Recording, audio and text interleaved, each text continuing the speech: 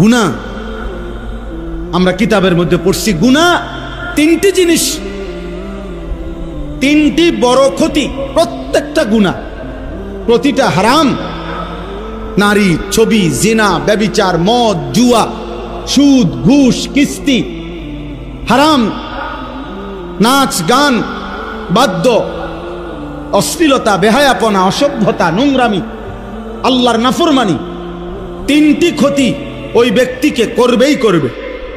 এক নাম্বার হলো, প্রথম ক্ষতি হলো হিরমানুত তাআ, গুনাহ মানুষকে নেক আমল থেকে, আল্লাহর ইবাদত থেকে বঞ্চিত করে।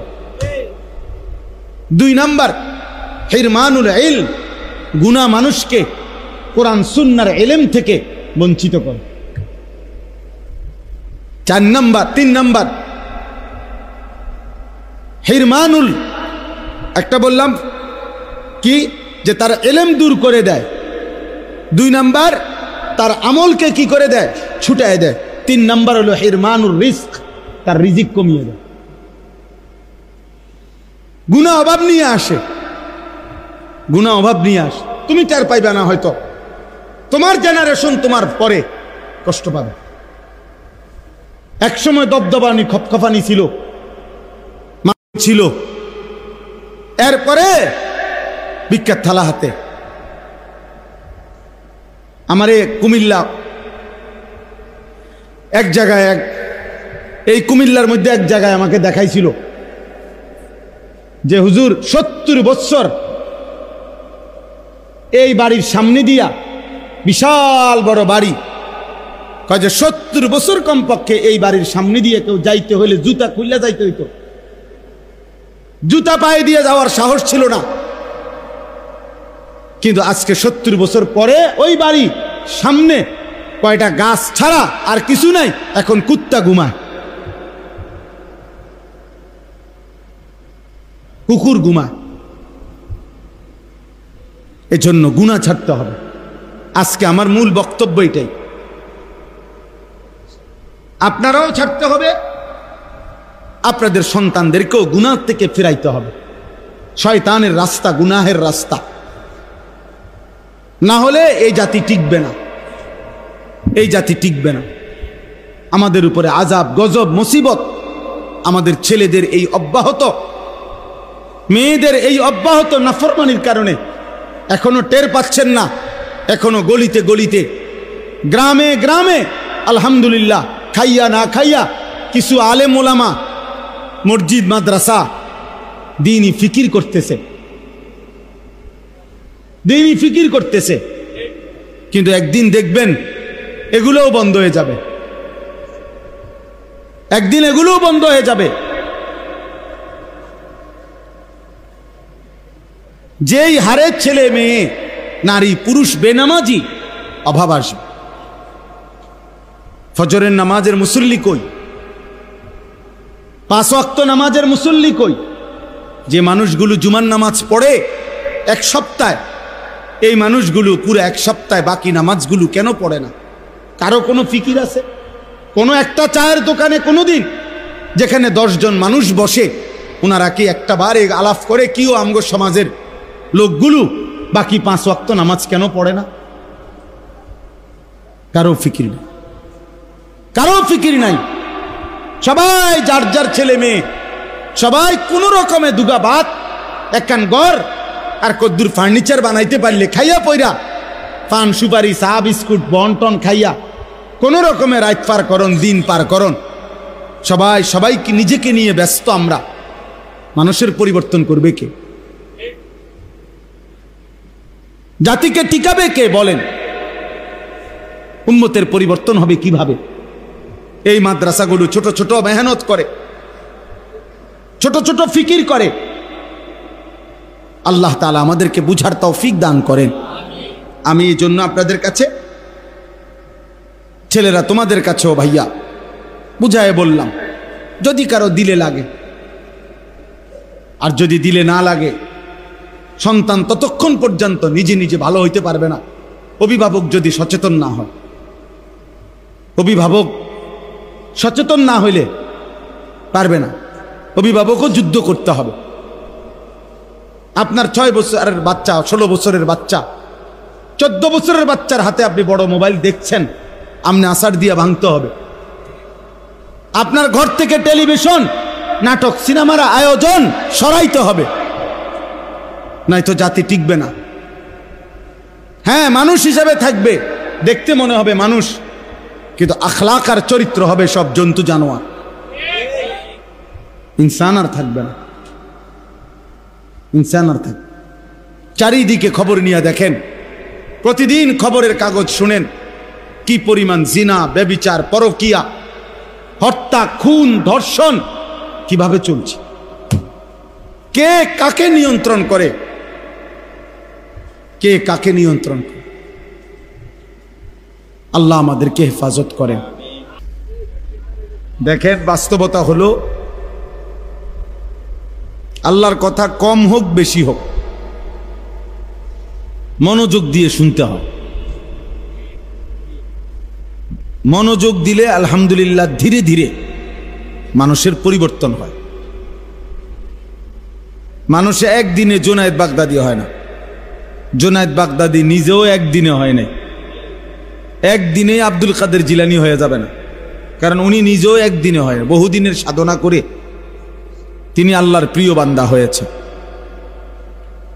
তো এই জন্য অল্প অল্প যদি কেউ মনোযোগ দেয়, একটা দুইটা করে, ধীরে ধীরে তার জীবন পরিবর্তন হয়। কোনো পাথরের উপরে যদি ধারাবাহিক একই জায়গায় টিনের চাল থেকে মনে করেন বৃষ্টির পানির ফোঁটা, কোনো পাথরের উপরেও যদি ধারাবাহিক পড়ে, অনেক দিন পরে হলেও একদিন দেখা যায় ওই পাথরটাও একটু ছিদ্র হয়ে গেছে, ডাইবে গেছে। মানে পাথরকে পর্যন্ত এই পানি, অথচ বৃষ্টির পানি হাতে নিলে কত পাতলা, এত কোনো ওজনে নাই দেখতে, কিন্তু এটা পাথরটাকে ছিদ্র করছে ধারাবাহিক। আল্লাহর কথা যে মনোযোগ দিয়ে শুনে, অল্প অল্প করে হলেও ধীরে ধীরে জীবন পরিবর্তন হয়। আল্লাহর কথা শোনা এটাও একটা ইবাদত, আমল করা এটাও ইবাদত। আর ইবাদত করলেই আল্লাহ তাআলা বান্দাকে আরো ইবাদতের তৌফিক দান করে।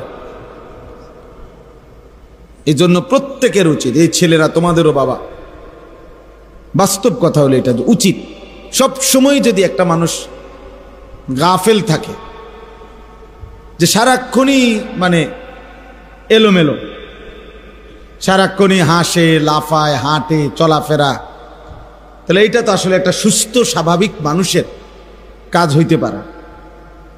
24 ঘন্টার মধ্যে আমার কোনো কাজে নাই, এরকম অপদার্থ একজন মানুষ হইতে পারে। মানুষ মাত্রই কর্মমুখর, মানুষ মাত্রই পরিশ্রমী, মানুষ মাত্রই মেহনত করতে অভ্যস্ত। এটা বাস্তবতা। যার ভিতরে কর্মের স্পৃহা নাই, কাজ করার মানসিকতা নাই, এটা এক ধরনের অচল মানুষ, প্রতিবন্ধী, অপদার্থ মানুষ। আমি একটা ছোট্ট সুন্দর ঘটনা শুনাই, সাহাবাদের ঘটনা। আমাদের প্রিয় নবী সাল্লাল্লাহু আলাইহি ওয়াসাল্লাম, সবাই মনোযোগ দিয়ে শুনে, নবীজি সাল্লাল্লাহু আলাইহি সাল্লামের একজন সাহাবী, বিখ্যাত সাহাবী হযরত আব্দুর রহমান ইবনে আউফ রাদিয়াল্লাহু তাআলা আনহু। উনি, ওই ছেলে, অপদার্থ, ওঠো বেড়ান দেখ, তোমারে কে বলছে মোবাইল নিয়ে আসতা?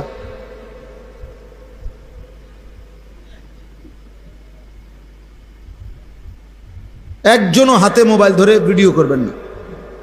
দেখেন তো বাচ্চার চেহারাটা দেখেন, কয় বছরের বাচ্চা, যে জালেম তার হাতে এই মোবাইল দিয়েছে, ওই সবচেয়ে বড় জালেম।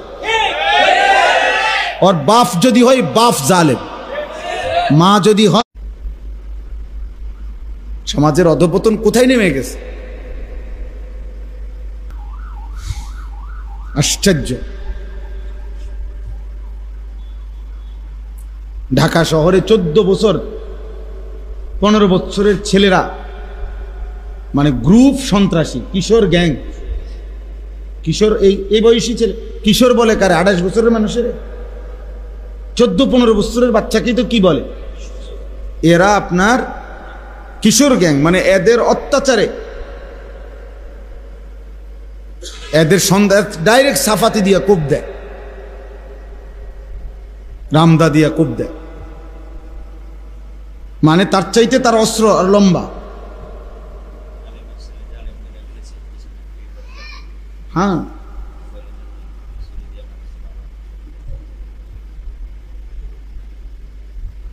জন্য বাবা আমি আজকেও আমরা কুমিল্লাতে পুরা 17টা উপজেলার আলেমদেরকে নিয়ে মিটিং করছি, জোহর থেকে আসর পর্যন্ত প্রায় 200-250 আলেম নিয়ে পুরা কুমিল্লার। তো সেখানে আমরা আলোচনা করছি বর্তমানে সবচেয়ে বড় একটি সংকট হলো একজন মানুষ, একজন মুসলমান, একজন মানুষ তার সন্তানকে নিয়ে বর্তমানে সবচেয়ে বেশি পেরেশান। কখন যে কি করে বসে, কখন যে কোন বেইজ্জতিটা করে ফেলে, কখন যে কোন অপমানটা বাবারে বংশেরে শেষ করে দেয় বলা যায়। কে কখন কারে খুন করে ফেলে, মেরে ফেলে, তার কোনো কি নেই। এরকম হালাত অবস্থা। যারা রাজনীতি করে তারা তো রাজনীতি নিয়েই ব্যস্ত, ভোটের হিসাব। যারা পয়সা রোজগার তো মানুষের আখলাক, নৈতিকতা, চরিত্র, 10-12 বছরের বাচ্চাদের হালাতও আপনারা কোথায় নেমে গেছে কল্পনাও করতে পারবেন। আপনি মনে করেন আরে একটু দুষ্টামি করে, না না না, আমি আজকেও বলছি ওইখানে যে আমাদের এই কিশোর ছেলেরা অনেকে মনে করে যে একটু খারাপ হয়ে গেছে। তো খারাপ হইতে গেছে কইয়া যেই লেভেলের আন্দাজ করে ওনারা ভাবতেছে তার চাইতে 100 গুণ নিচে, 100 গুণ নিচে। আমরাও কই বাচ্চা এটা দুষ্ট, মাদ্রাস কিতা এতারে গুতা মারে, হয়তো টেবিল গুতা মারছে, তার ভাত খাইয়া লাইছে, বিস্কিট খাইয়া ফেলছে, এই তো দুষ্টামি। সচরাচর আমরা এর দূর হইলে কই বাচ্চা এটা দুষ্ট, এটা তো তেমন কিছু না। এগুলোর তো আপনি কিছুই ধরবেন না। মানে আমাদের ছেলেদের বর্তমান প্রজন্মের গুনার কথা শুনে, ক্লাস 9-এর বাচ্চার পাপের কথা শুনলে আপনি চিৎকার দিয়ে কাঁদবেন।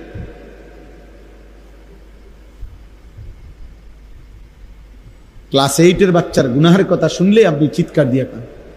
আমি ব্যক্তিগতভাবে এই কিশোর নওজোয়ানের উপরে মেহনত করি আলাদা, যে আমার একটা মিশন আলাদা, আমার এই নিয়ে আমার কার্যক্রম আছে আলাদা। এই জন্য আমি এটা একটু বেশি শুনি, জানি। আমার হোয়াটসঅ্যাপে বড় গ্রুপ আছে, আমার জিম্মাদারি আছে, আমার উস্তাদদের, আমার ছাত্র আলেম, যে সমস্ত কিশোর যুবক ছেলে তাদের হালাত শোনায়। আল্লাহ আল্লাহ। তো বলতেছিলাম হযরত আব্দুর রহমান ইবনে আউফ একজন সাহাবী। উনি নবীজি সাল্লাল্লাহু আলাইহি সাল্লামের বিখ্যাত সাহাবীদের মধ্যে একজন।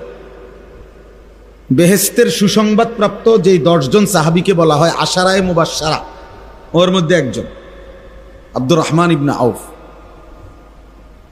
উনি ছিলেন মক্কার সাহাবী, মানে মক্কার অধিবাসী। তো নবীজি সাল্লাল্লাহু আলাইহি সাল্লাম যখন মক্কা থেকে হিজরত করে কই গেছিলেন? এই মদিনায়। তো যারা মক্কা থেকে গেছে নবীজির সাথে সাহাবা, ওনাদেরকে বলে মুহাজির। কি বলে? আর যারা মদিনার, নবীজির হাতে কালেমা পড়ছে, নবীজিকে সাহায্য সহযোগিতা করছে, মদিনার মানুষ, তাদেরকে বলা হয় কি? আনসার। আনসার। নবীজি সাল্লাল্লাহু আলাইহি সাল্লাম যখন গেলেন মদিনায়, তো এই মক্কার সাহাবীদের প্রত্যেকের সাথে মদিনার একজন করে একজনের সাথে ভাতৃত্বের বন্ধন, যে তুমি তো তার ভাই, তোমার হাতে তাকে দিলাম, তার সুবিধা অসুবিধা, তার প্রয়োজন জরুরত সব কিছু তুমি খেয়াল করবে।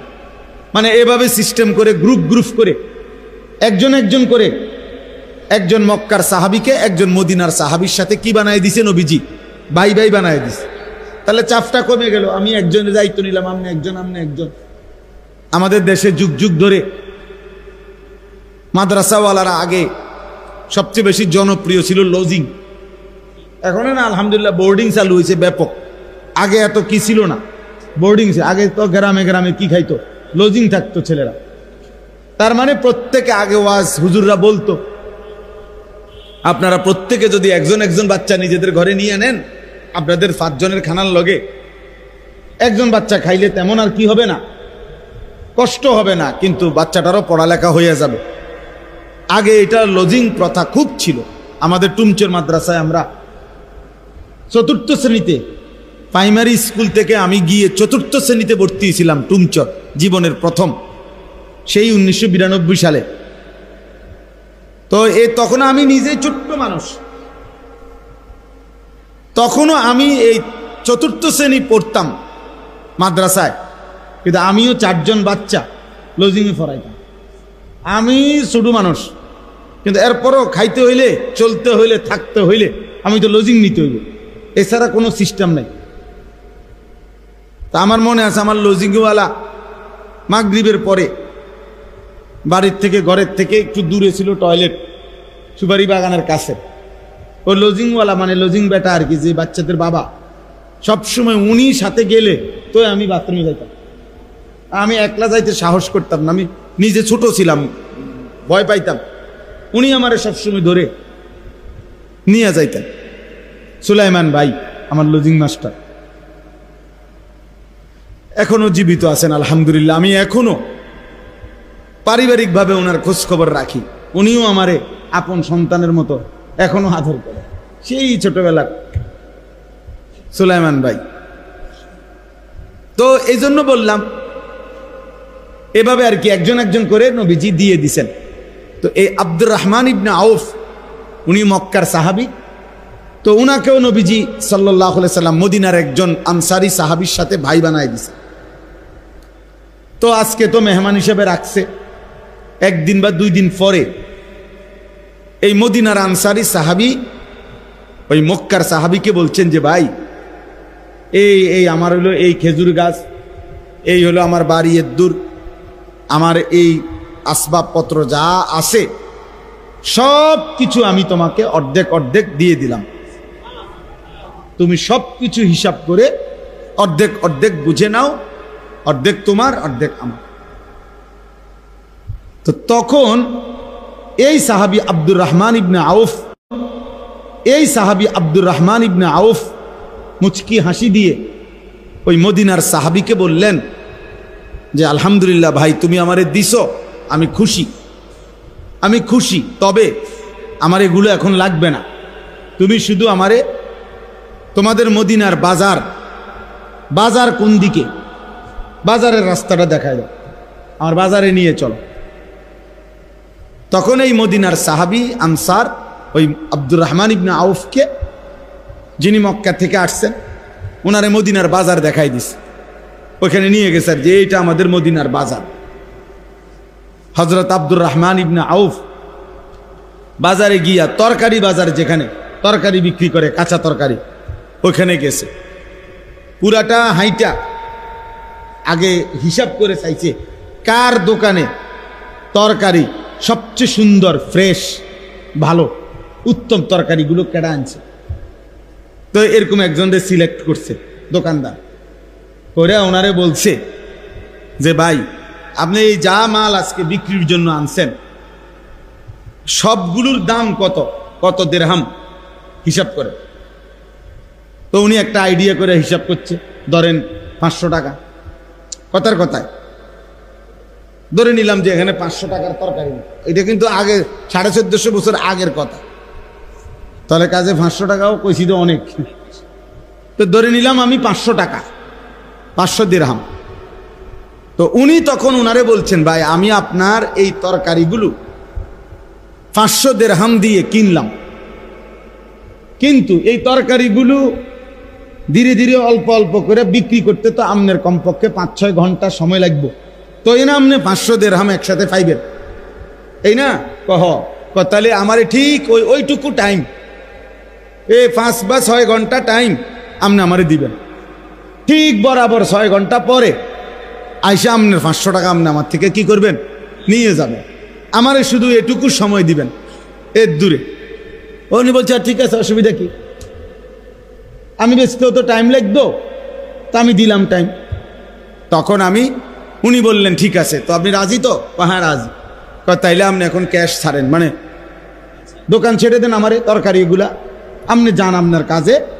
ঠিক এতক্ষণ পরে আপনি 12টা বাজে 1টা বাজে আপনি আইসা আপনার 500 টাকা আপনি নিয়ে যাবেন। এখন হযরত আব্দুর রহমান ইবনে আউফ এবার তরকারি নিয়ে বসছে বিক্রি করতে। এবার ওনার না এগুলা, এখন উনি অল্প লাভে, অল্প একটু লাভ দইরা কাস্টমার আসে ওনার দোকানে, এমনিও তরকারি ভালো, আর ওনার বলার ভঙ্গি এমন সুন্দর ছিল, কাস্টমারের বাপ হইল এন থেকে মাল না কিনা যাইব, মানে বলা এত সুন্দর যে আপনার শূন্যই কি শান্তি কাস্টমার। তো ফলে অল্প সময়ের ভিতরে উনি এই তরকারিগুলো সব কি করে ফেলছে, বিক্রি করে ফেলছে। আর বিক্রি করে ধরেন ওনার 100 টাকা লাভ হয়ে গেছে। তাহলে উনি ওনার টাকা ওনারে দিয়ে দিছে, আর ওনার লাভের 100 টাকা নিয়ে উনি ওই সাহাবীর ঘরে ফিরে আসছে। এভাবে 2 দিন বা 3 দিন চেষ্টা করছে উনি। চেষ্টা করে 2-4 দিনের মাথায় ওনার নিজেরই এবার একটা 500 টাকার মতো পুঁজি হয়ে গেছে। ওই লাভ হইতে হইতে এই টাকা দিয়ে এবার মনে করেন 1 সপ্তাহ পরে উনি নিজেই এবার তরকারি কিনে এবার তরকারি নিয়ে উনি বসছে। এখন উনি কি হয়ে গেল, ব্যবসায়ী হয়ে গেল কিনা। এরপরে এই সাহাবিটাই মদিনার মধ্যে হযরত ওসমানের পরে সাহাবাদের মধ্যে সবচেয়ে বড় বিত্তশালী সাহাবী, ধনী ব্যবসায়ী হযরত আব্দুর রহমান ইবনে আউফ। পরবর্তীতে বিশ্বাস করেন, কিতাবে আছে পরবর্তীতে এই মদিনার বাজারে এমনও দিন গেছে, এই আব্দুর রহমান ইবনে আউফের চালান আসতো, মাল মদিনার বাজারে ঢুকতো। তো যেদিন আব্দুর রহমানের চালান আইতো, মাল আসতো বাজারে পুরা, তখন এমনও সময় গেছে 100 উট ধারাবাহিক মাল বোঝাই শুধু আব্দুর রহমান ইবনে আউফের মাল, 100 উটে বোঝাই। ওই সেই ব্যবসায়ী যে ওনার থেকে কি করছিল, প্রথম দিন এই কৌশলে মাল নিছিল। তাহলে আমার বলার উদ্দেশ্য হলো ওই কথাটা আমি বলছি, দিন নাই রাত নাই, বাবার উপরে একটা ফোড়ার মতো, বিস্ফোরার মতো অনেক ছেলে এই জালেম মারেও কষ্ট দিতেছে, বাবারেও কষ্ট দিতেছে। শুধু একটা তাগড়া শরীর, স্বাস্থ্য সুস্থ, কিন্তু হাইওয়ানের সারা দিন মোবাইল টিফা ছাড়া আর কিছু জানেন, আর কিছু কি আর জানেন। যতক্ষণ পর্যন্ত মা বাবার উপরে সম্ভব খাইতে থাকে, অথচ সে ইচ্ছে করলে যেই কোনো ছোট কাজ করতে পারে। আমি ওই দিন বললাম একজনকে, ভাই যে কলমের মধ্যে আপনার কালি ঢুকায়, যে কালি কলম এই বল ফ্যানের ভিতরে, এটা মনে করেন এই কলমটার মধ্যে কালি ঢুকায় যে এগুলা শীষটার ভিতরে, তাহলে এইটা এই মেশিনটা এটা কোনো 10 লাখ টাকার মেশিন না, এটা অল্প কদ্দুর জায়গা হইলেই অল্প কদ্দুর টাকার মেশিন। এটা দিয়ে এই কলম এগুলো কিনা একজন মানুষ ইচ্ছা করলে কালি ঢুকাইয়া সে তো 50টা দোকানে দিতে পারে। ধীরে ধীরে সে ব্যবসা বাড়বে, তার ক্ষুদ্র ব্যবসা। অসংখ্য পৃথিবীতে অসংখ্য মানুষ ক্ষুদ্র ব্যবসা করে, ছোট ছোট। একদিন ঠিকই দেখা গেছে সে বড় ব্যবসায়ী হয়ে যায়। বর্তমানে রিসাইক্লিং অর্থাৎ পুরাতন মাল, ফেলে দেওয়া মাল, এইটাকে পর্যন্ত পুনরায় আইনা আবার রিপেয়ারিং করে আবার নতুন শিল্প, নতুন মাল গড়ে ওঠে। এই যে আমাদের সমস্ত বোতল, 7 আপ, কোকের যে বোতল, পানীয় আমরা খাই, যে খাইয়া যে ফেলাই দেই বোতল, এগুলো একদল আছে এগুলো কি করে খুঁজে তালাশ করে এগুলারে আবার কি করে, রিসাইক্লিং করে, আবার পুনরায় এগুলারে মেশিনে একবারে দুমরায়া মুসরায়া আবার নতুন করে শিল্প, আবার নতুন করে বোতল তৈরি হয়, নতুন কিছু তৈরি হয়। এটা মানে ফেলে দেওয়া জিনিস থেকেও বহুত বড় কিছু হয়। গাজীপুরে আমি মাহফিলে গেছি, কাপাসিয়ার ওইদিকে, না কাপাসিয়া না, আরো ওইদিকে। তো এই কিছুদিন আগে, মনে 4 মাস হবে না, 3-4 মাস আগে, তো বললাম যে যেখানে মাহফিলে ওয়াজ করছি, বিশাল এলাকা, ওনারা বললো হুজুর, আমি বললাম আপনারা কি ব্যবসা করেন? জায়গায় জায়গায় দিয়ে গোডাউনের মতো, এগুলো কি? হুজুর আমরা বললাম জুট ব্যবসায়ী। আর এই জুট ব্যবসায়ী কিটা? আমি বললাম জুট ব্যবসা মানে কি? মানে হলো হুজুর গাজীপুরে হলো বাংলাদেশের বিপুল পরিমাণ গার্মেন্টস ফ্যাক্টরি হলো কোথায়? গাজীপুরে। এই গার্মেন্টসের যে কাপড়, গার্মেন্টসের যেগুলা কাটা কাপড়, গার্মেন্টসে যে পণ্য বানায়, তো কাটা কাপড় আছে না, টুকরা টুকরা, এই ফেলে দেওয়া এই টুকরাগুলো তারা কি করে? সংগ্রহ করে, করে এগুলো জুট মালারি, মানে অতিরিক্ত মাল, এগুলা কাপড়, টুকরা কাপড়, এই টুকরা কাপড়গুলোকে তারা বস্তাবন্দি করে এগুলা বিদেশে আমদানি রপ্তানি করে।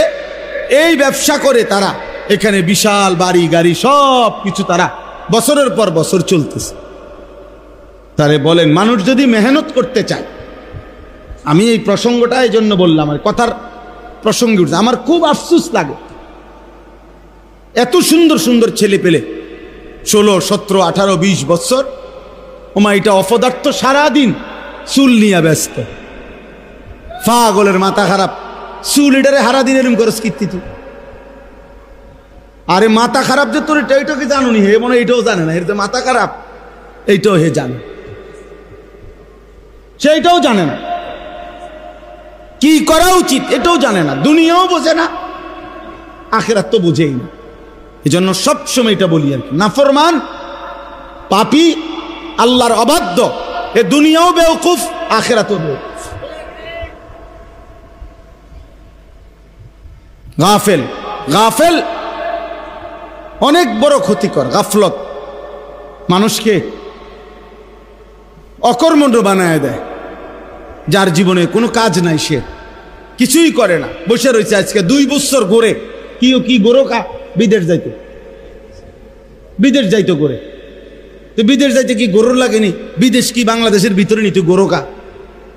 বিদেশ তো বিদেশের জায়গায় না, এ ঘুরতেছে, কোনো কাজ নেই, শুধু মোবাইল টিপে আর এই বন্ধুদের সাথে আড্ডা। জামা বদলাইলো, গেঞ্জি বদলাইলো, শার্ট বদলাইলো, চুলের ফ্যাশন বদলাইলো।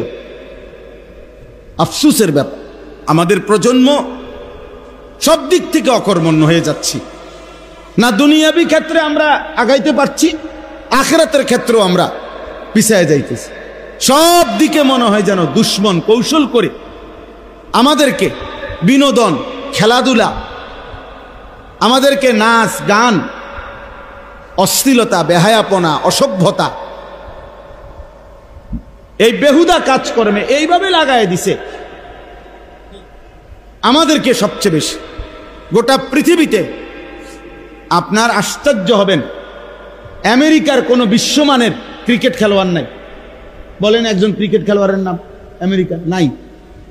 ফুটবল আছে, নাম কেউ আসতে, বিশ্বমানের কোনো আমেরিকান মানে আমেরিকার ক্রিকেট খেলোয়াড় না। ওরা এত লম্বা সময় দেয় না, ওদের দরকার উপার্জন। ইসরায়েলের উল্লেখযোগ্য কোনো খেলোয়াড়ও নাই, শিল্পী মিল্পি তানো নাই, এগুলো নিয়েও তাদের ব্যস্ততার টাইম নেই। তাদের 24 ঘন্টার ফিকির মুসলমান কিভাবে ধ্বংস করবে আর গোটা পৃথিবীর অর্থনীতি কিভাবে নিজেদের হাতে নিবে। এই হলো ইয়াহুদিদের ষড়যন্ত্র। ইয়াহুদিদের ইসরায়েলের যে রাজধানী তেল আবিব, আমি নিজে পড়ছি, পত্রিকার রিপোর্ট হলো, ওদের এই রাজধানীতে এই ইসরায়েলের মাত্র 1 কোটি মানুষ না, তাদের পুরা জনগণ ইসরায়েলের, এ যারা মুসলমানদেরকে প্রতিদিন মারছে, এভাবে নিশ্চিহ্ন করে দিছে।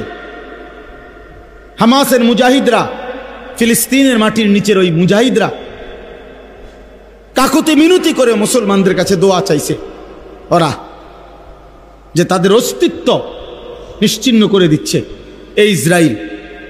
অথচ তারা 1 কোটি মানুষ না, 1 কোটি না লোক, 92 থেকে 97 লাখ মাত্র। আমগো ঢাকা শহরে যাত্রাবাড়ি সায়দাবাদ দাঁড়ায় থাকে এত বেশি মানুষ, বৃহস্পতিবারে বাড়িতে ইউনের লাইগা মনে হয় এর চাইতে বেশি মানুষ কি সায়দাবাদ যাত্রাবাড়ি দাঁড়ায় থাকে, গাবতলি দাঁড়ায় থাকে। তাহলে তাদের যে রাজধানী তেল আবিব, তাদের মেইন শহর, এই শহরের নিয়ম হলো এই শহরে কখনো রাত হয় না। মানে কি?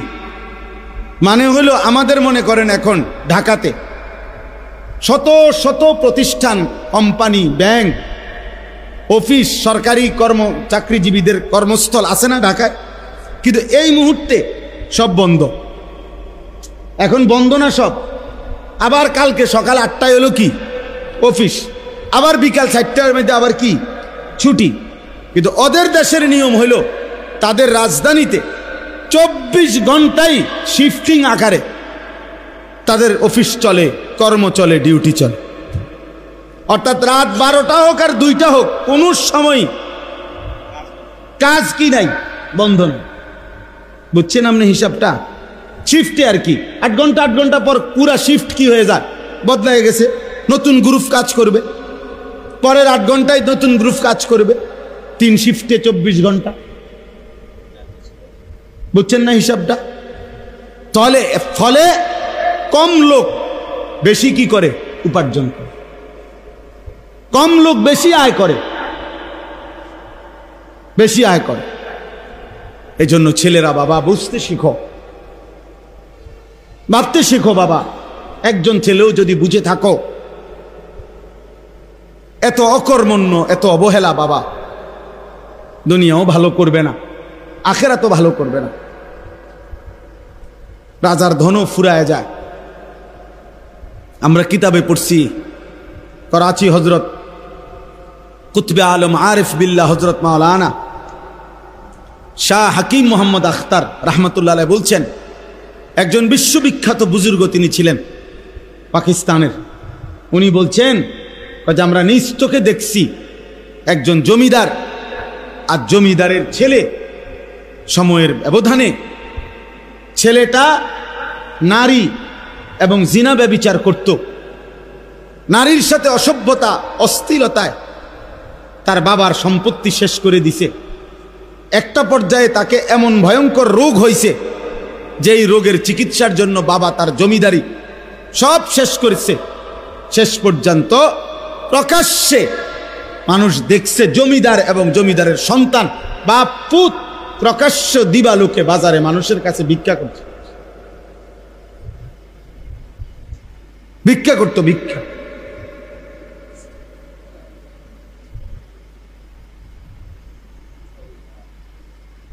আজকে এখনকার এই ছেলেগুলো শুধু টিক্কা রয়েছে, মনে রাখেন আমাদের এখনো যে শেষ বয়স্ক লোকের একটা সাইজ এখনো বাকি রয়েছে। এখনো বাপ দাদা যারা এখন যাদেরকে বাবা বলে, দাদা বলে, 40-এর উপরে 50, ওরা কঠোর পরিশ্রম করে বড় হয়েছে। বুঝেন না এমনি কথাটা? মনে করেন এই চাষা, এই চাষা, আপনাদের আমল, আপনাদের ছোটবেলা অভাব ছিল, গ্রামে গ্রামে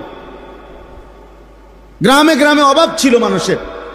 পানি ভাত খাইয়া কি করতে তো সংসারের কাম করছে, পান্তা ভাত খাইয়া।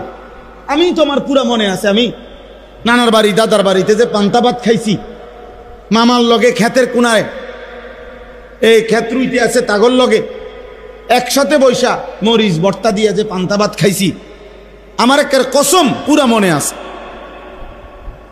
তাইলে এরা কঠোর পরিশ্রম করে উনাগর সময়টা ছেলেবেলাটা পার করে আসছে, এখনো আছে উনারা। এই জন্য উনাদের ওই উপার্জনের যা কিছু রয়ে গেছে এগুলো এরা এখন ভোগ করে। কিন্তু এরা যেভাবে এদের বয়সটা পার করতেছে, এদের হাতে যখন পরবর্তী আরেকটা জেনারেশন হবে আগামী 20 থেকে 30 বছরের ব্যবধানে, এরা যখন বয়স্ক হয়ে যাবে 40, 50, 60 বছরের, তখন বুঝবেন অভাব কাকে বলে।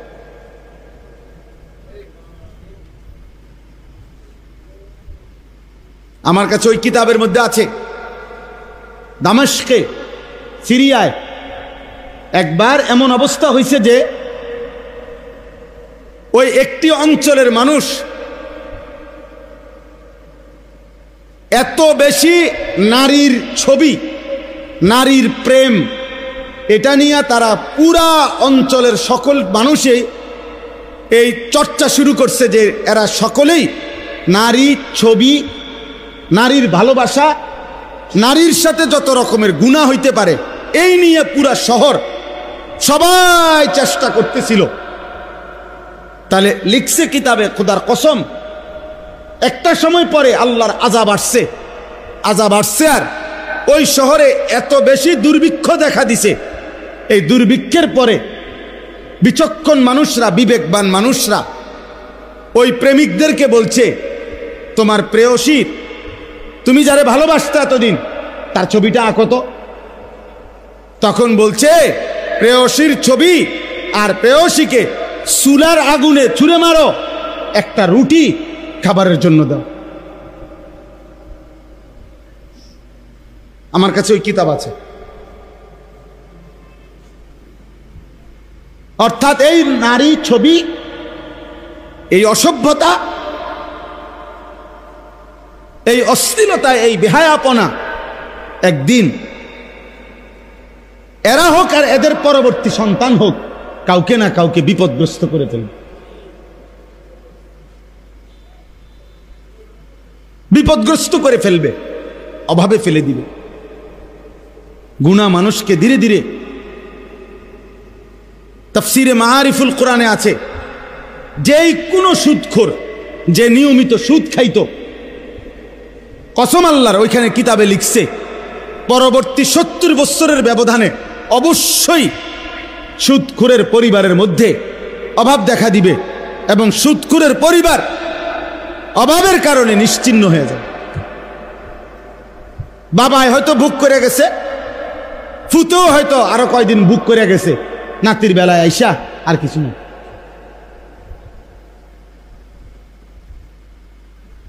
বাংলা ভাষায় একটা কবিতা আছে, এক পুরুষে যোগায় ধন, এক পুরুষে খায়, আরেক পুরুষ আইসা দেখে খাবার কিছু নাই, আমার 3 পুরুষ। এটা গানও আছে, কবিতাও আছে। 3 পুরুষ বোঝেন না? মনে করেন আমরা 3 পুরুষ, আমার দাদা, আমার আব্বা, আমি, তাহলে আমরা কয় পুরুষ হলো? এরকম আর। এক পুরুষে যোগায় ধন, এক পুরুষে খায়, আরেক পুরুষ আইসা দেখে খাবার কিছু নেই। গুনাহ আমরা কিতাবের মধ্যে পড়ছি, গুনাহ 3টি জিনিস, 3টি বড় ক্ষতি। প্রত্যেকটা গুনাহ, প্রতিটা হারাম। নারী ছবি, জিনা, ব্যভিচার, মদ, জুয়া, সুদ, ঘুষ, কিস্তি, হারাম, নাচ গান, বাদ্য, অশ্লীলতা, বেহায়াপনা, অসভ্যতা, নোংরামি, আল্লাহর নাফরমানি, 3টি ক্ষতি ওই ব্যক্তিকে করবেই করবে।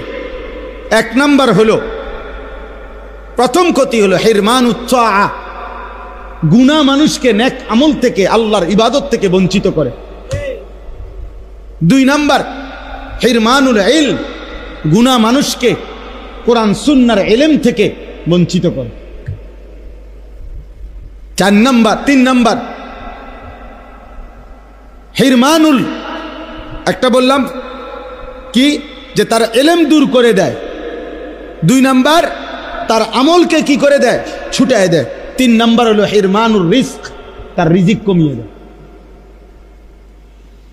গুনাহ অভাব নিয়ে আসে, গুনাহ অভাব নিয়ে আসে। তুমি টের পাইবে না, হয়তো তোমার জেনারেশন তোমার পরে কষ্ট পাবে। একসময় দবদবানি, খপখপানি ছিল, মাতবরি ছিল, এরপরে বিখ্যাত থালা হাতে। আমারে কুমিল্লা এক জায়গায়, এই কুমিল্লার মধ্যে এক জায়গায় আমাকে দেখাইছিল যে হুজুর 70 বছর এই বাড়ির সামনে দিয়া, বিশাল বড় বাড়ি, কয় যে 70 বছর কমপক্ষে এই বাড়ির সামনে দিয়ে কেউ যাইতে হলে জুতা খুললে যাইতে হইতো, জুতা পায়ে দিয়ে যাওয়ার সাহস ছিল না। কিন্তু আজকে 70 বছর পরে ওই বাড়ি সামনে কয়টা গাছ ছাড়া আর কিছু নাই, এখন কুত্তা ঘুমায়, কুকুর ঘুমায়। এজন্য গুনাহ ছাড়তে হবে। আজকে আমার মূল বক্তব্য এটাই, আপনারাও ছাড়তে হবে, আপনাদের সন্তানদেরকেও গুনাহ থেকে ফিরাইতে হবে। শয়তানের রাস্তা গুনাহের রাস্তা,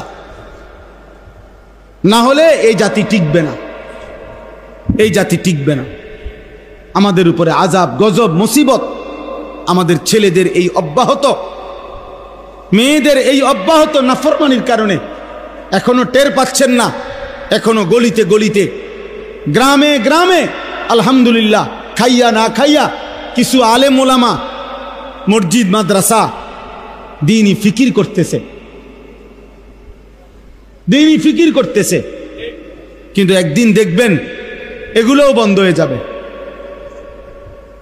একদিন এগুলোও বন্ধ হয়ে যাবে। যেই হারে ছেলে মেয়ে নারী পুরুষ বেনামাজি, অভাব আসবে। ফজরের নামাজের মুসল্লি কই? 5 ওয়াক্ত নামাজের মুসল্লি কই? যে মানুষগুলো জুমার নামাজ পড়ে এক সপ্তাহে, এই মানুষগুলো পুরো এক সপ্তাহে বাকি নামাজগুলো কেন পড়ে না? কারো কোনো ফিকির আছে? কোনো একটা চায়ের দোকানে কোনোদিন যেখানে 10 জন মানুষ বসে, ওনারা কি একটা বারে আলাপ করে কিও আমগো সমাজের লোকগুলো বাকি 5 ওয়াক্ত নামাজ কেন পড়ে না? কারো ফিকির নেই, কারো ফিকির নাই। সবাই যার যার ছেলে মেয়ে, সবাই কোন রকমে দুগা ভাত, একখান ঘর আর কদ্দুর ফার্নিচার বানাইতে পারলে খাইয়া পইরা পান সুপারি চা বিস্কুট বন্টন খাইয়া কোন রকমে রাত পার করন, দিন পার করন। সবাই সবাইকে নিজেকে নিয়ে ব্যস্ত। আমরা মানুষের পরিবর্তন করবে কে? জাতিকে টিকাবে কে? বলেন। উম্মতের পরিবর্তন হবে কিভাবে? এই মাদ্রাসাগুলো ছোট ছোট মেহনত করে, ছোট ছোট ফিকির করে। আল্লাহ তাআলা আমাদেরকে বুঝার তৌফিক দান করেন। আমি এই জন্য আপনাদের কাছে, ছেলেরা তোমাদের কাছেও ভাইয়া বুঝায় বললাম, যদি কারো দিলে লাগে, আর যদি দিলে না লাগে, সন্তান ততক্ষণ পর্যন্ত নিজে নিজে ভালো হইতে পারবে না অভিভাবক যদি সচেতন না হয়। অভিভাবক সচেতন না হইলে পারবে না। অভিভাবকও যুদ্ধ করতে হবে। আপনার 6 বছরের বাচ্চা, 16 বছরের বাচ্চা, 14 বছরের বাচ্চার হাতে আপনি বড় মোবাইল দেখছেন, আমনে আসার দিয়া ভাঙতে হবে। আপনার ঘর থেকে টেলিভিশন, নাটক, সিনেমার আয়োজন সরাইতে হবে, নয়তো জাতি টিকবে না। হ্যাঁ, মানুষ হিসাবে থাকবে, দেখতে মনে হবে মানুষ, কিন্তু আখলাক আর চরিত্র হবে সব জন্তু জানোয়ার, ইনসান আর থাকবে না। ইনসান আর থাকবে। চারিদিকে খবর নিয়ে দেখেন, প্রতিদিন খবরের কাগজ শুনেন কি পরিমাণ জিনা, ব্যভিচার, পরকিয়া, হত্যা, খুন, ধর্ষণ কিভাবে চলছে। কে কাকে নিয়ন্ত্রণ করে? কে কাকে নিয়ন্ত্রণ করে? আল্লাহ আমাদেরকে হেফাজত করেন। আমি এই আয়াতটাই পড়ছি, এই আয়াতটাই আমি আপনাদের সামনে পেশ করতে চাই। আল্লাহ তাআলা বলেন, ইয়া আইয়ুহাল্লাযীনা আমানু, হে ঈমানদারগণ, লা তাত্তাবিউ খুতুওয়াতিশ শাইতান, তোমরা শয়তানের পথ অনুসরণ করো না। আল্লাহ তাআলা বলছে, হে আমার মুমিন বান্দা, আমি কিন্তু তোমাকে ঈমান দিয়েছি, তুমি ঈমানদার, আমি তোমাকে জান্নাত দিতে চাই। আর জান্নাত পেতে হলে গুনার রাস্তা ছাড়তে হবে, শয়তানের রাস্তা ছাড়তে হবে। শয়তানের রাস্তা মানেই হচ্ছে গুনাহের রাস্তা। যেখানেই গুনাহ সেখানেই শয়তান, যেখানেই শয়তান সেখানেই গুনাহ। গুনাহ, লা তাত্তাবিউ খুতুওয়াতিশ শাইতান, আল্লাহ তাআলা বলছেন গুনাহের রাস্তা অনুসরণ করো না। ওমান ইয়াত্তাবি খুতুওয়াতিশ শাইতান ফাইন্নাহু ইয়া'মুরু বিল ফাহশাই ওয়াল মুনকার, আল্লাহ তাআলা বলেন যে তোমাদের মধ্যে গুনার রাস্তা শয়তানের রাস্তা অনুসরণ করবে, তো মনে রেখো তুমি শয়তান তার অনুসারীদের সাথে চলবা, গুনার পথে যাইবা, তো শয়তান তোমাকে প্রতি মুহূর্তে দুই জিনিস করতে বলবে। এক, নারীর সাথে অশ্লীলতা। দুই, অন্যান্য যাবতীয় গুনাহ। শয়তানের প্রথম চেষ্টা কি? একেবারে মনে রাখবেন, এটা গুরুত্বপূর্ণ, কোরআন শরীফে বারবার আছে। 90 বছরের বুড়া হোক আর 9 বছরের বাচ্চা হোক, শয়তান প্রথম কোন গুনাহ করাইতে চায় মানুষকে দিয়ে? প্রথম গুনাহ করাইতে চায় নারীকে কেন্দ্র করে। নারীকে কেন্দ্র করে, এটারই বলে ফাহশা, জিনা এবং তার সাথে প্রাসঙ্গিক আনুষঙ্গিক সবকিছু। কোরআন শরীফে কথা বারবার আছে, আশ-শাইতানু ইয়াইদুকুমুল ফাকরা ওয়া ইয়া'মুরুকুম বিল ফাহশা। আল্লাহ বারবার বলছে। এই জন্য দেখেন 90 বছর, 80 বছর, 70 বছরের বুড়া, চা দোকানে, টেলিভিশন চলে, নাটক, সিনেমা, রাক্ষসের মতো বুড়া, শরীরের মধ্যে একটা জোড়াজারি নাই, কিন্তু এখনো নারী দেখে, নাচ গান দেখে, নর্তকীর ছবি দেখে। কারণটা কি? কারণটা কি? শয়তান নারীর আকর্ষণ থেকে বুড়ারও ছাড়ে না, বাচ্চারাও ছাড়ে না, বাচ্চাকেও ছাড়ে না। এইটা আল্লাহ এখানে বলছে। শয়তানের প্রথম চেষ্টা, আমাকে হোক আপনাকে হোক, হুজুর হোক পাবলিক হোক, সবাইরে দিয়া নারীর গুনাহ করাইতে চায়। নারীর গুনাহ করাইতে চায়, ফাহশা। হ্যাঁ, অসংখ্য। সেদিন আমাকে একজন বলল, যুবক ছেলে, প্রতিষ্ঠান থেকে তার নাম কাইটা দিছে, তাকে প্রতিষ্ঠান থেকে শাসন করছে, মোবাইল রাইখা দিছে তার। সে প্রিন্সিপালের কাছে গিয়া বলতেছে, আমার মোবাইলটা আমারে দিয়ে দেন, আমি আপনাদের এখানে পড়বো না। তারপরেও আমার মোবাইল আটকায় রাখতে পারতেন না। আমি প্রয়োজনে প্রতিষ্ঠান ছেড়ে দিলাম, পড়ালেখা ছেড়ে দিলাম, কিন্তু আমার মোবাইল থেকে আমারে বিচ্ছিন্ন করলে আমি আত্মহত্যা করব। ও মা ছেড়ে দিতে রাজি, ও বাপ ছেড়ে দিতে রাজি। আশ্চর্য হবেন, আশ্চর্য হবেন। বহু পাঞ্জাবিওয়ালা শতবার প্রতিষ্ঠান বদলাইছে মোবাইলের আসক্তির কারণে।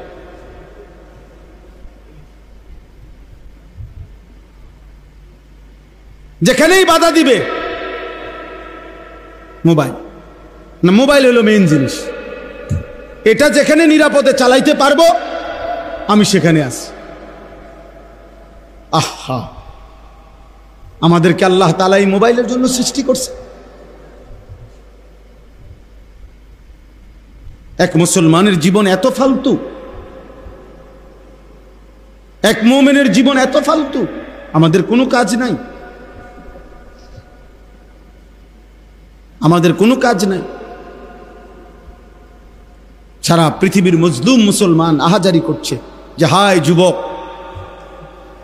তুমি আল্লাহর জন্য দাঁড়াইবা কখন? তুমি আল্লাহর দিন কালেমার পতাকা উড়াবা কখন? যাদের জন্য আহাজারি করছে মায়েরা, মজলুম নারীরা, বোনেরা, জাতির সেই সুন্দর সন্তানরা, তারা ডুবে আছে মদ, জুয়া, নারী, ছবি, জিনা, ব্যভিচার। যারা উদ্ধার করবে 60 বছরের বুড়া চাচা, 70 বছরের বুড়া চাচা তো আর যুদ্ধ করতে পারবে না এখন, উনি তো বেশি থেকে বেশি দোয়া করতে পারবে, ইসলামের জন্য জানবাজি রাখবে, ইসলামের জন্য জীবন কোরবানি করবে, যাই করবে। এ তো করার কথা যুবকরা। হযরত আনাস রাদিয়াল্লাহু তাআলা আনহু বলেন, আমরা নবীজির সাথে কুন্না নাগজু মা রাসূলিল্লাহ ওয়া নাহনু শাবাব, আমরা যৌবন কাল ছিল আমাদের, আমরা নবীজির সাথে প্রত্যেকটা যুদ্ধে অংশগ্রহণ করেছি। সব যুদ্ধ, 57টি যুদ্ধ আল্লাহর নবী সাল্লাল্লাহু আলাইহি সাল্লাম পরিচালনা করছে মাত্র 9 বছরে। 9 বছরে 57টি যুদ্ধ নবীজি পরিচালনা করেছে। তাহলে বলে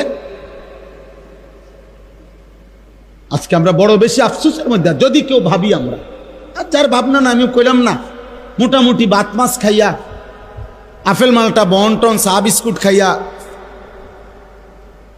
ফাংসুবাড়ি খাইয়া মোটামুটি ভালোই আছে, ফেডে বাতে, তাই তো ঠিক আছে। কিন্তু এক মুসলমানের জীবন মানে কি ফেডে বাতে ভালো থাকা? বলে আমাদের জীবন এতটুকুই শুধু কাজ, তাহলে আমাদের জীবনের সাথে কাফের বেঈমানের পার্থক্য কি?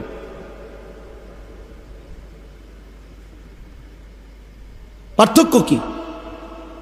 এই সমাজের পিছিয়ে পড়া মানুষগুলোকে কে ফিরাবে?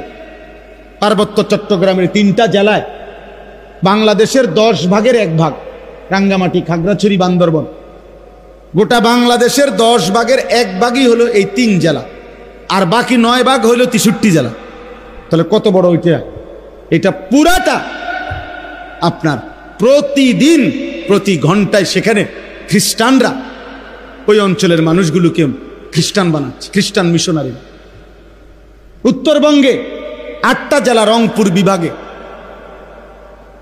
আমি গত বছর দিনাজপুরে 1 চিল্লা পুরা সময় লাগাইছি তাবলীগের সফরে দিনাজপুরে। আমি নিজ চোখে দেখছি, পুরা 40 দিন ছিলাম উত্তরবঙ্গে।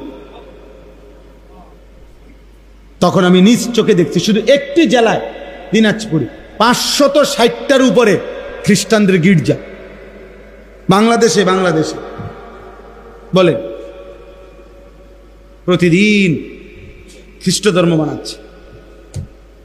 দিনাজপুরে আমি এমন ইউনিয়ন দেখছি, ইউনিয়নের সবচেয়ে বড় বাজার, পরিষ্কার ওনারা বলছে পুরাটা বাজার কাদিয়ানি বাজার। বাজারের নামে কাদিয়ানি বাজার, মানে বাজারের সব ব্যবসায়ী কাদিয়ানি, মুসলমান ছিল। পঞ্চগড়ের মধ্যে একটা পুরা এলাকার নাম আহমদনগর, এই কাদিয়ানিদের যে গোলাম আহমদ কাদিয়ানি তার নাম। বলেন আমাদের এই ছোট্ট বাংলাদেশের অবস্থা কি? বলেন। এই জন্য বললাম পিছিয়ে পড়া মানুষ আমাদের সমাজের, এই যারা পাহাড়ি, আদিবাসী, উপজাতি, তাদেরকে আল্লাহ চিনাবে কে? তারা মানুষ না? কথা বলেন না কেন? তো তাদেরকে আল্লাহ চিনাবে কে? আপনাদের কাছের ওই উনি এখানে আছে, আমি ওনার কথা মনে হয় অনেক সময়। উনি কি নাম ভাই আপনার? না ওই যে হেলান দিয়ে রয়েছেন জাকির ভাই। তাহলে আজকে এই যে মনে করেন আপনাদের পাশে কিছু বাইরে মেহনতে, দাওয়াত তাবলীগের মেহনতে কিছুটা পরিবর্তন হয়েছে এই বেদে সম্প্রদায়ের এদের। তাহলে এরা এখানে না, শুধু সারা বাংলাদেশে। আমি সিলেটে গেছি, আপনাদের এই এলাকার মানুষ, ওনারা আমার সাথে দেখা করছে, আত্মীয় কাজদের আমগো আত্মীয় স্বজন আছে এই জাফরাবাদ, আর এখানে এটা কয় হাড়িখোলা। সিলেটে আমার সাথে প্রত্যেকবারে দেখা করে। সুনামগঞ্জে গেছি, ওইখানে আছে ওনাদের মানুষ।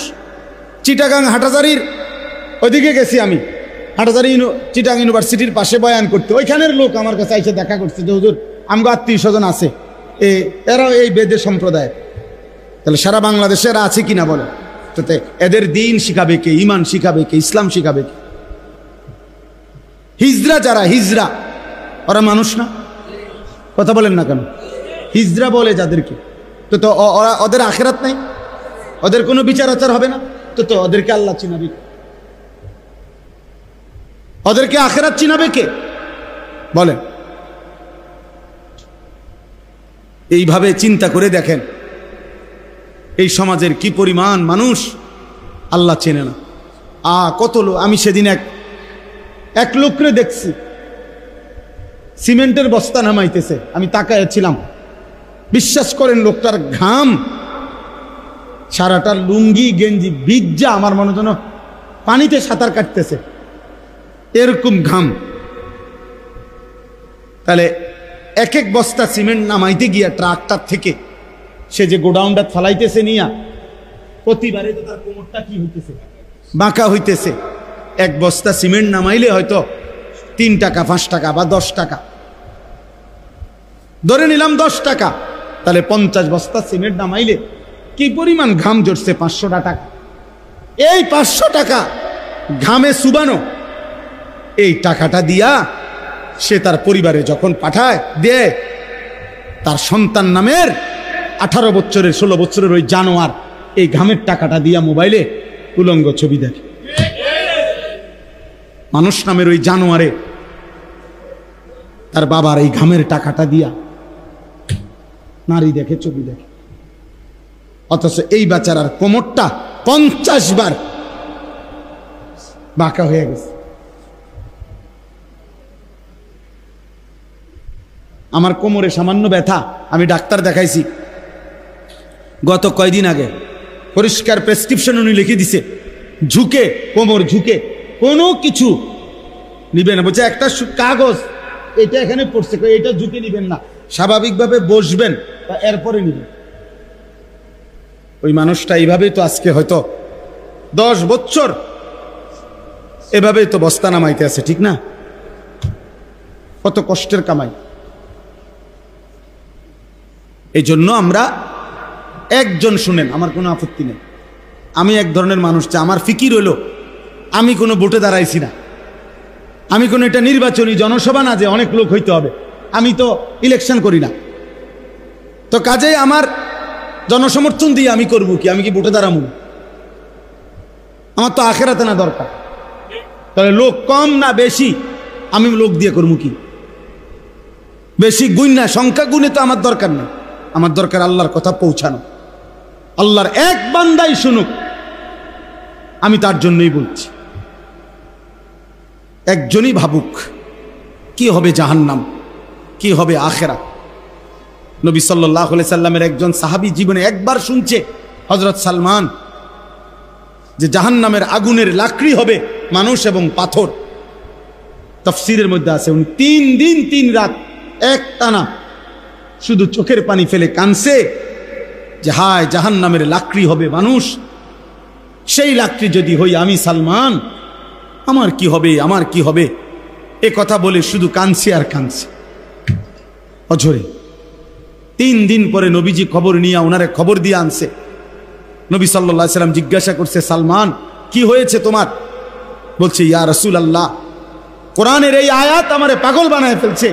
ওয়াকুদুহান নাস ওয়াল হিজারা, আল্লাহ যে বলছে জাহান্নামের আগুনের লাকড়ি হবে মানুষ এবং পাথর, সেই পাথর আরে মানুষ যেটা জাহান্নামে ফেলবে, সেটা যদি হই আমি সালমান, আমি সেই আগুনে টিকবো কেমনে? আমার এই ভয় আমারে অস্থির বানায় ফেলছে, আমি চোখের পানি বন্ধ করতে পারছি না। আল্লাহর নবী তখন বলছে, সালমান থামো, আল্লাহর কসম আমি সাক্ষী দিচ্ছি, আমি মুহাম্মদ সাক্ষী দিলাম, জান্নাত তোমার অপেক্ষা করছে। এরপরে উনি থামছে। কি ভাই, যারা নিয়মিত ইবাদত করতেন তারা পর্যন্ত জাহান্নামকে এভাবে ভয় করতেন, আর আমাদের যাদের জীবনে নামাজ নাই, হালাল হারাম নাই, আমাদের কি হবে? আমাদের হালাত কি হবে? ছেলেদেরকে কে ফিরাবে? আমাদের মেয়েদেরকে, আমাদের মহিলাদেরকে বলে কে ফিরাবে? এক মৌলানা ইয়াসিন জাফরি আমার অনেক বেশি মহব্বতের, তিল তিল করে খাইয়া না খাইয়া অনেক কষ্ট করে এই মাদ্রাসাটা ধরে রাখছে। কত সময় আইসা আমার কাছেও যখন আইসা হালাত বলে, আমার মাঝে মাঝে মন চায়, কত সময় আমি বলি মন চায়, মাঝে মাঝে বাদ দেন, বন্ধ করে দেন, আর কতক্ষণ করবেন, কি করবেন, কুলাইতে পারে না। এ আমার নাম দে, আমার হাতে দেওয়া এই নাম নূরে জান্নাত, মাওলানা মাসুদ জামিলের ওই মাদ্রাসা, কি নাম? হ্যাঁ, হুরে জান্নাত, এটাও আমার দেওয়া নাম। ওইখানেও নাওতলা। তো এই ছোট্ট ছোট্ট আয়োজন, কোথাও 100 জন, কোথাও 200 জন, কিন্তু এটা কি খুব বেশি সংখ্যা? এই মাদ্রাসার মধ্যে যদি মাত্র 100 জন মেয়ে পড়ে, 150 জন মেয়ে পড়ে, একদিনে চান্দিনা বাজারে, একদিনে কল্পনা করেন শুধু চান্দিনা বাজারে, তরকারি বাজারে, মাছ বাজারে কি পরিমাণ মহিলা যায়।